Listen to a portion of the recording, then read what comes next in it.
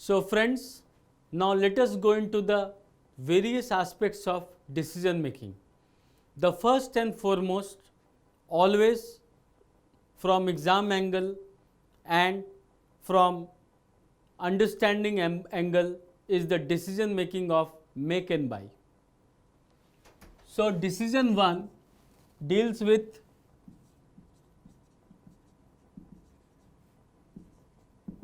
make or buy decision, right? Let us understand what does this concept means. What is the importance of make and buy decision? Friends, you have reached at CA final level. Make and buy decision was also there in IPCC. But what is the difference of questions, expectation of examiner, expectation of paper setter or checker of the examination on the chapter, on the topics? Let us see. Always remember, in any type of decision making, whether it is make or buy, you are preparing a report to be submitted to senior management based on the calculation, the data supplied, certain recommendation which they have to decide. Besides giving quantitative description, you have to give qualitative description also. This means you have to see how decision making is being affected if certain non-quantitative things are taken into consideration. Take one practical example. I am manufacturing fans, right? I have to make a decision whether to manufacture a given type of fan or take it from outside, buy it from outside. I am a company of fan. I have 8 divisions. I want not to make division 7 item, but to buy it from outside. If you see cost wise, you find buying to be okay. But suppose you notice that availability of electricity is not comfortable for last 2 months. So internal production cannot be done properly in absence of electricity. So what you will do? Whether you will make, whether you will do manufacturing inside, even if it is a cheaper version of product coming into the market, the answer will be no. If skilled workers are not available within the factory, will you still do the manufacturing? The answer is no. So friends, what you notice?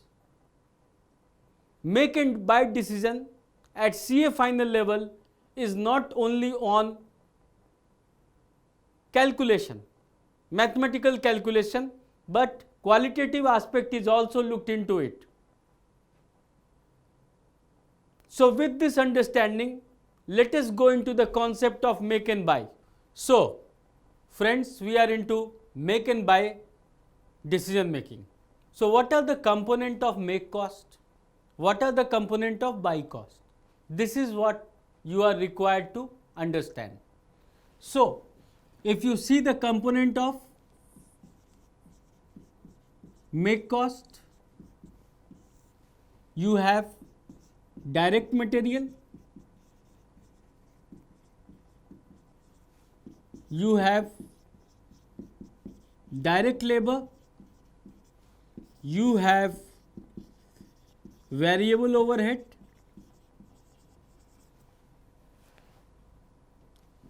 if you look to the concept of buy cost, you have element of purchase price,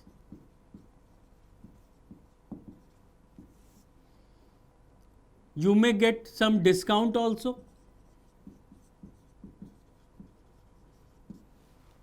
If you get things in bulk, you have transport cost,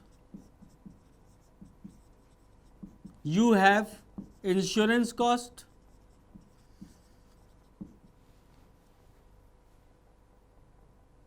right friend?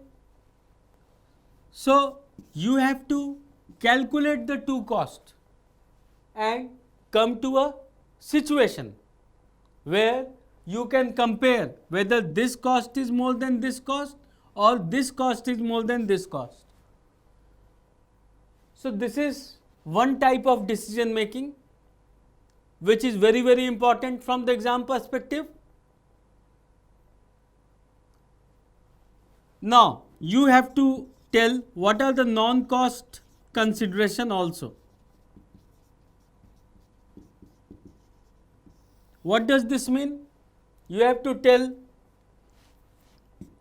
whether the availability of electricity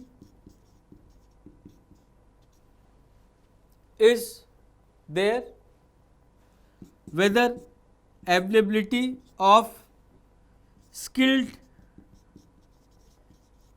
workers are there. Third, what about government policies, whether they are same or whether they are going to change. So these factors also help us to decide whether we should make a product or whether we should buy a product. Now let us read the question with me. Try to understand what is the requirement of question number 1. It deals with X limited. So what I am trying to do here is not the solution. I am trying to build up a skill in you, how to read a comprehension and take out what is required. Friend, CA final have very lengthy questions coming in the exam. I remember my time, we were getting 2-page, 3-page question. Times have not changed. Now,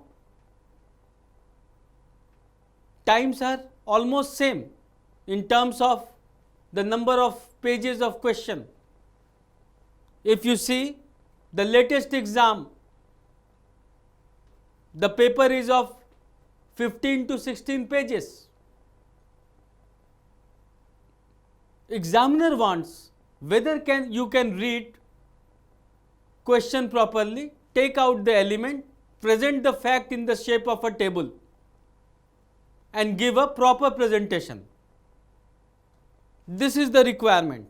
So what is most important is to read question properly, mark the element and prepare a pre-element.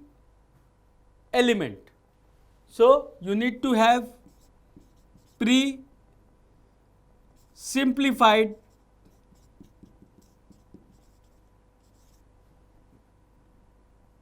details, or a good word will be pre-answer.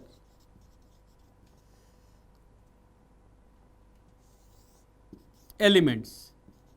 So to create elements, to create answer, you must have pre-answer elements. So read the question with me and start noting the critical things given in the question number 1. X Limited, engaged in manufacturing agriculture machinery, is making its annual budget. The company has a metal pressing capacity of 20,000 hours, which will be sufficient for manufacturing ABCD. So there is machine hour capacity. How much? 20,000 hours. So this is first requirement. The company has two choices: buy the company component entirely from outside supplier, buy from outside supplier and use a partial second shift. So the option is buy. So option by components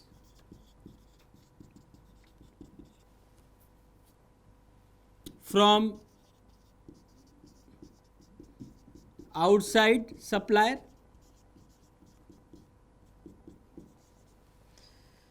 First option, and the second option is buy from outsider and use second shift. So we have to decide.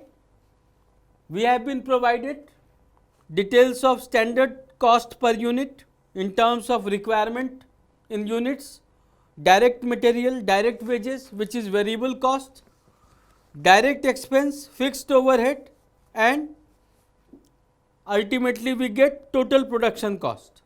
So with this standard data, you have been provided two very important points. Direct expense relate to use of metal presses which costs rupees 10 per hour. So direct expense is given and direct expense relate to use of metal presses which cost rupees 10 per hour. So if you divide direct expense with this rate, you get how many number of hours you require to produce a single unit of ABCD. The fixed overhead are absorbed as percentage of direct wages. Further, you are provided the supply can be obtained and it will be delivered to factory at a price of per component provided. Also, the second shift will entail the direct wage rise by 25% than normal and fixed overhead will also rise. So the question before us is how many units of which component should be manufactured out of 20,000 hours. So question says how many units in what quantities has to be obtained, and the second part says whether it would be profitable to make any of balance of component required on second shift basis instead of buying it from outside. So we have two requirements of this question. So we are now going to solve this question. So we need to calculate process hours required.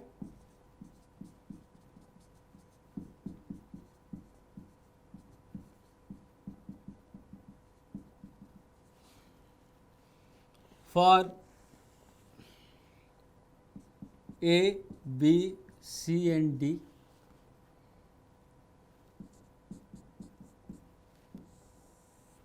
you have direct expense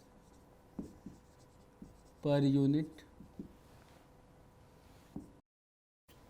10, 20, 10 and 60. Number of press hour per unit is 1, 2, 1 and 6. So this we have found how? By dividing the direct expense with the rate of rupees 10 per hour, right? So first working note we have got. So this is my working note number 1. Always mention working note because this working note is part of the answer and you are even marked for it. Now you have working note number 2. Marginal cost of production per unit versus bought out cost. So we are making a comparison for A, B, C and D. So your marginal cost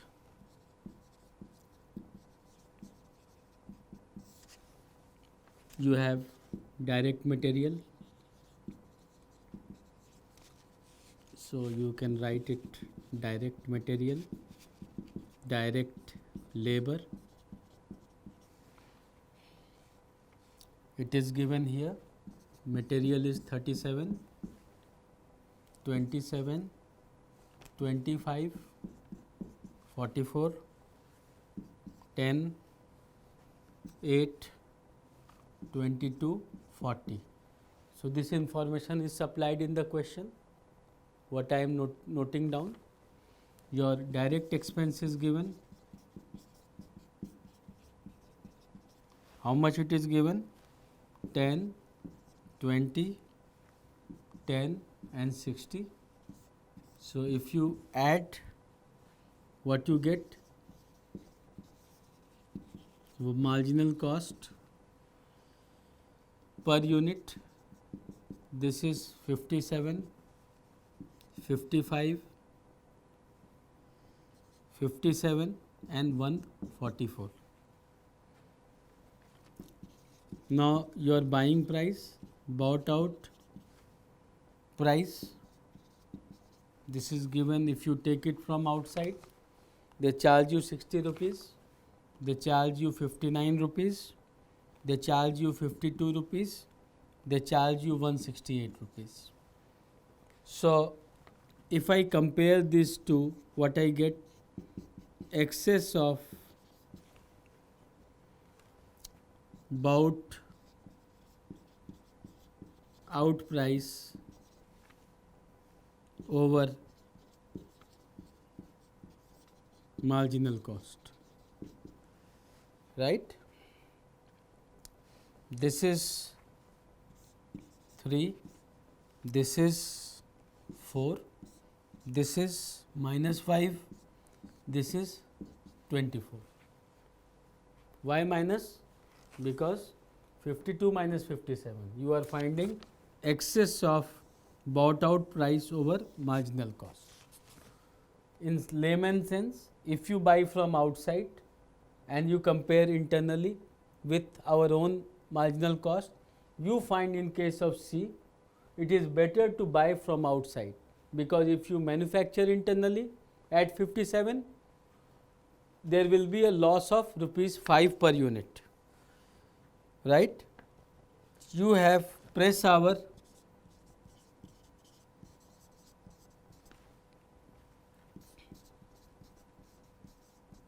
per unit. This is 1, 2, 1 and 6. So as a limiting factor, so the key factor is 3/1, 4/2, 5/1, 24/6. So this is 3, 2 and 4.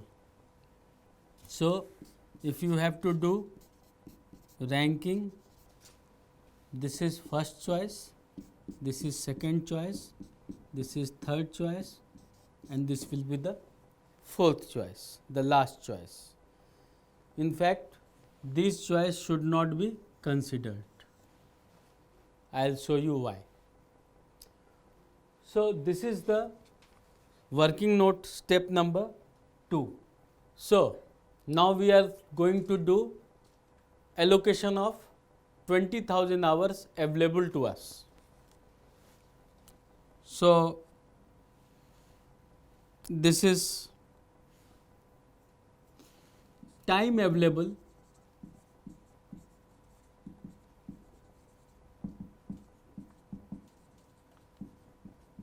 (20,000 hours)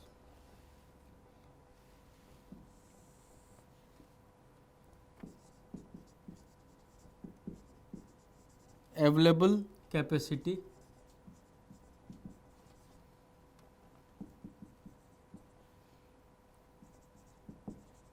(20,000). So you will produce D first because it has highest limiting factor, D production. So D is produced how many? 2800 units and at the rate of 6 per hour. So 16,800. So you are left with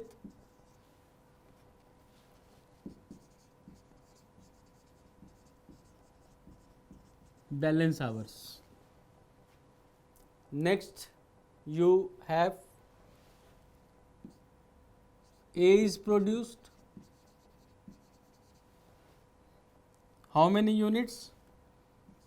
2000 units into 1 per hour. This is 2000. So you are left with balance. How many? 1200. So how many you can produce? B is produced 600 units into 2 per hour. So this is nil. So this means if 600 units of B is produced, this means 2900 units out of total needs to be purchased externally.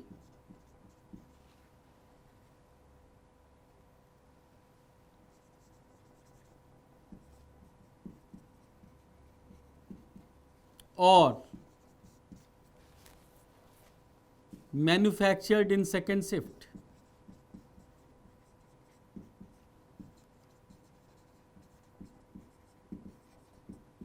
So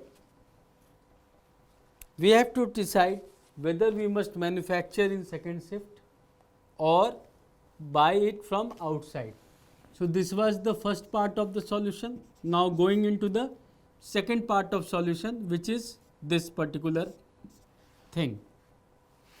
To do this, how you decide? We are not making C because it is giving a negative contribution. So cost of producing 2900 units of B.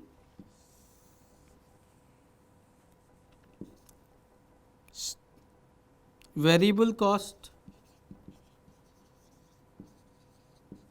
per unit on single shift is rupees 55. Add raise in direct wages per unit rupees 2. So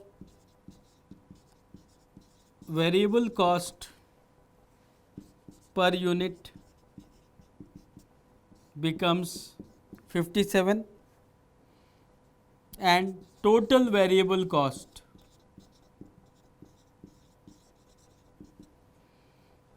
for 2900 units, this will become 1,65,300 when you multiply 2900 with 57. Right, friend? If that is the case, the question says that additional fixed cost is incurred. So how much is that additional fixed cost? Question says you have 5800 hours from 2900 units at the rate of rupees 2 hours per unit. So extra fixed cost for that 5800 hours will be, for every 1000 hour you are incurring rupees 500. So for 5800 hour you will be incurring 6 into rupees 500, that is 3000 rupees. So I am going to multiply and get 3000 as the extra fixed cost which will be incurred. So this gives me cost of producing at 1,68,300, bought out price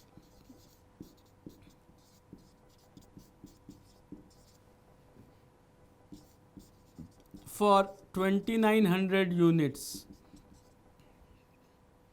It is 2900 into 59, which is 1,71,100. So there is a disadvantage in buying.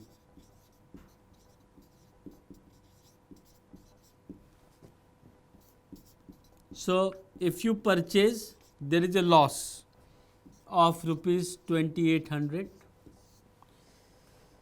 So in this scenario, you must not purchase from outside, you will be incurring loss. So you are encouraged to go for second shift operation. There you will be raising your direct wage cost by rupees 2, and you will be incurring certain additional fixed cost as you have your surplus capacity, the machine hour available. Therefore you must use it internally to manufacture the requirement. So this was the question which appeared in one of the old exam paper, and this is a full question where examiner is checking your knowledge of make and buy cost. Now the concept of opportunity cost, this is something very vital and important which you are doing it right from class 12th. You even have done it at CPT and IPC level. Here the application of opportunity cost need to be understood. So friend, before we proceed to the concept of opportunity cost, we must try to understand from practical sense, real sense. The concept opportunity cost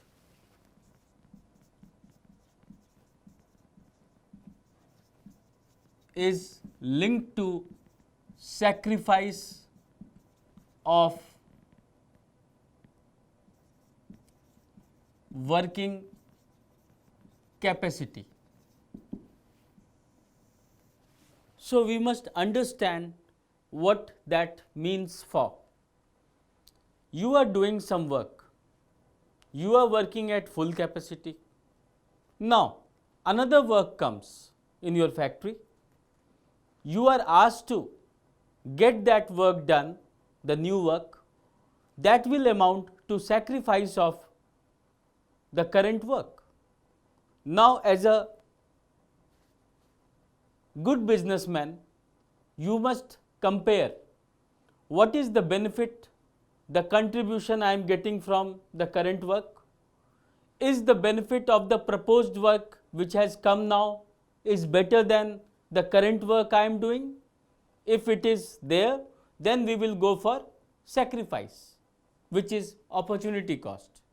This is a practical example. Take one case relating to each one of you. You go to see movie, you reach to see one of the latest hit of the movie in the first show of that film. Now what happens? You don't get the ticket. You want to see it.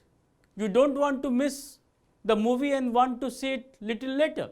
So what you do? You buy the ticket at extra price. This extra price what you are paying, dear friend, this is the opportunity cost. If normal ticket is X and you are paying 50 rupees extra, this 50 rupees comes as a opportunity cost. Take one more example. You go to bank, you open a bank account, you have a fixed deposit which is getting 9% interest rate. 2 years down the time, let it be today, you say, I want to start a business, I need money. So what you do? You break the fixed deposit. What you lose? The interest rate. This interest rate which you are going to lose, which is helping you to start your business, is opportunity cost. So opportunity cost is the cost of sacrifice of the current opportunity. So it is cost of sacrifice of current opportunity.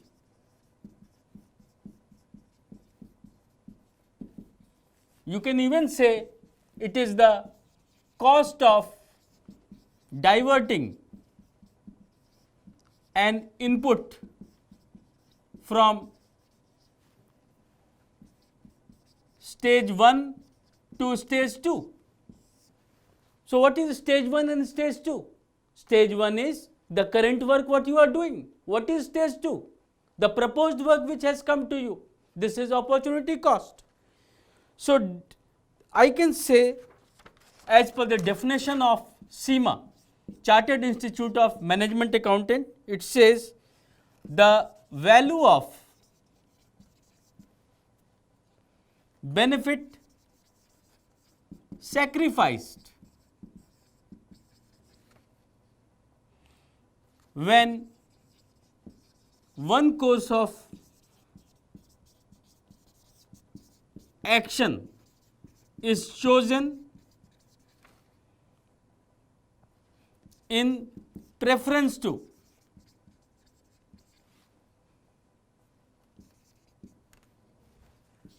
an alternative. So opportunity cost is what? Opportunity cost is foregone potential benefit.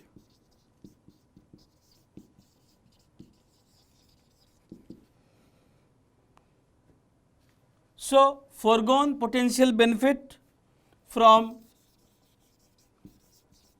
best rejected course of action. So this is the definition which has been given by Chartered Institute of Management Accountant, CIMA. The value of benefit sacrificed when one course of action is chosen in preference to an alternative. Right? In business, we are always faced with a situation where we have to choose one option in place of another option. Now, what is most important? That your current option is working at the full capacity. If it is working at the full capacity, this means you have to sacrifice. Now, one question will come to you from an examiner. He can ask you, the current working capacity is idle. Will opportunity cost arise? The answer is no. So what is most important in this concept is your current spare capacity must be what?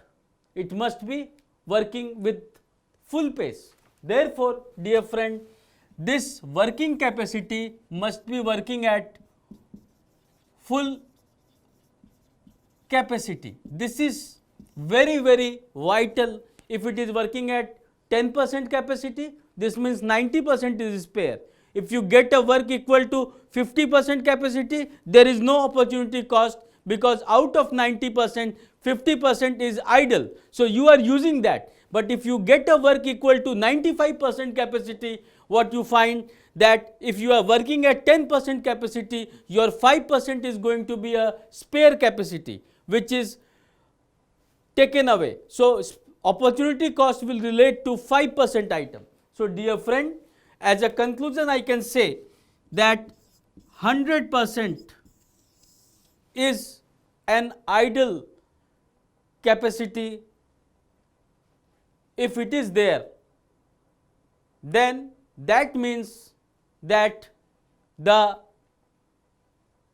opportunity cost does not arise. But if you have 20% working capacity and you get a work of order of 85% capacity. In that case, the opportunity cost which will arise is up to 80%. Why? Because you can't cross 100%. Another case, if you get a work order equal to 75% capacity and you are working at 40% capacity. Now, if this work has to be taken on a total basis, you cannot accept this work. You can only accept from here.